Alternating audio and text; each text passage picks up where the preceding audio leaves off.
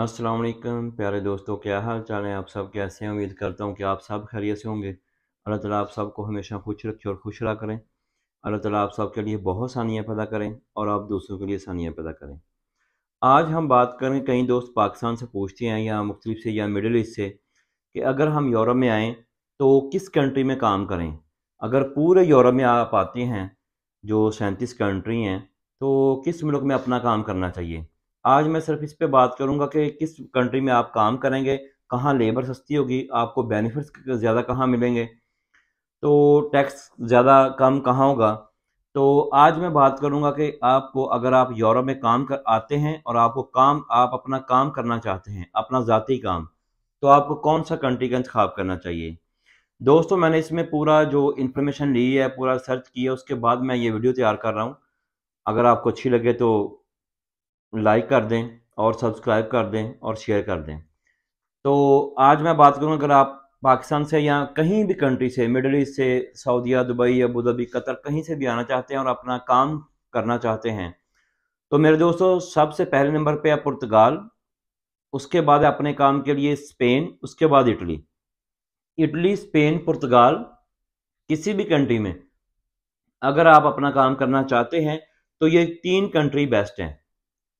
उसकी सबसे बड़ी वजह यह है कि आपको ज़्यादा पेपर कार्रवाई नहीं करनी पड़ती, उस हिसाब से जैसे जर्मनी में है, जैसे स्विट्ज़रलैंड में है, जैसे हॉलैंड में है, जैसे बेल्जियम में है, जैसे फ्रांस में है। इधर की पेपर कार्रवाई काफ़ी टफ है। दूसरी बात है कि इन कंट्री में, पुर्तगाल में, स्पेन में, इटली में, इतनी टफ जो है वो पेपर कार्रवाई नहीं है। दूसरी बात है कि जो दूसरा मेन पॉइंट है, मैं उस पर बात करूंगा कि जो लेबर सस्ती है। एक तो आपको टेंशन कम है अपना काम करने की, दूसरा लेबर जो सस्ती है, वो लेबर सस्ती है मेरे दोस्तों।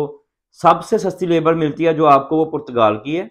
उधर तो आम जो एज ए सेलमैन है या आप किसी को भी काम पे रखते हैं, तो 4 से 5 यूरो में आम लड़के मिल जाते हैं। बल्कि उधर बहुत ज़्यादा आवाम जो पेपर बनवाने के लिए जाती है, तो उधर उनको काम नहीं मिलता। और बड़े कम कम मुआवजे में, कोई 300 में कर रहा है, कोई 250 में कर रहा है, कोई 400 में कर रहा है, कोई 450 में। लेकिन नॉर्मल अगर आप मुआवजा सोचेंगे तो 400 से 500, 500 यूरो के राउंड अबाउट तो आम वर्कर मिल जाते हैं। बल्कि इसके सस्ते में, मैं ये तो नहीं कहूँगा किसी के साथ ज्यादती करनी चाहिए, किसी की मजबूरी का फ़ायदा उठाएं, लेकिन 500 के राउंड अबाउट तो आम लेबर मिल जाती है। उसके बाद है इटली में और स्पेन में, राउंड अबाउट दोनों दरमियाने हैं। अगर आप स्पेन में और इटली में करेंगे तो वही लेबर आपको 800 से शुरू होगी, 800, 900, 1000 में शुरू हो जाएगी और आपको मिलेगी। अगर मैं आपको मिसाल के तौर पे समझाने के लिए कहूँ, सेम लेबर अगर आप चाहेंगे कि आप जर्मनी में हायर करें, तो एक बंदा आपको 1800 से 2000 यूरो में मिलेगा। 1800 से 2000 यूरो में एक बंदा काम करने वाला आपको मिलेगा। 1500 यूरो से प्लस मिलेगा, क्योंकि इधर लेबर का रेट ही ऐसे है। चाहे आप उसे सेल में रखें, चाहे काउंटर सेल में रखें, चाहे उसको कहीं वेयर हाउस में काम करवाएं, कोई भी काम करें, आपको सबसे महंगी लेबर मिलेगी। अगर लेबर के हिसाब से आपने अपना काम करना है, Germany, Switzerland, France, Holland, Belgium, इनमें लेबर आपको काफ़ी महंगी मिलेगी। और जो मैंने आपको कंट्री बताया, अगर आप कोई भी काम करना चाहते हैं, अगर आप शॉप खोलना चाहते हैं मोबाइल शॉप की, अगर आप गारमेंट्स का काम करना चाहते हैं, अगर आप अपना पिज़्ज़ा खोलना चाहते हैं, अगर आप अपना रेस्टोरेंट खोलना चाहते हैं, अगर आप अपना कोई लोहे काम करना चाहते हैं, कोई लकड़ी काम खोलना चाहते हैं, इनमें आम है, इनमें इजाज़तनामा बड़ा ईजी मिल जाता है।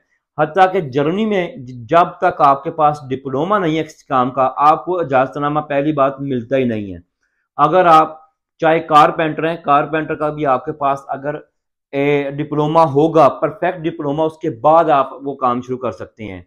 तो इधर काफ़ी सारी और भी पेपरों में काफ़ी सारी पेचीदगी हैं, जो हमारी बात होती रहती है। हमारे काफ़ी दोस्त यार हैं जो स्पेन में हैं, जिन्होंने अपना कारोबार किया हुआ है, बड़ा ईजी है, बड़ी मौज में है।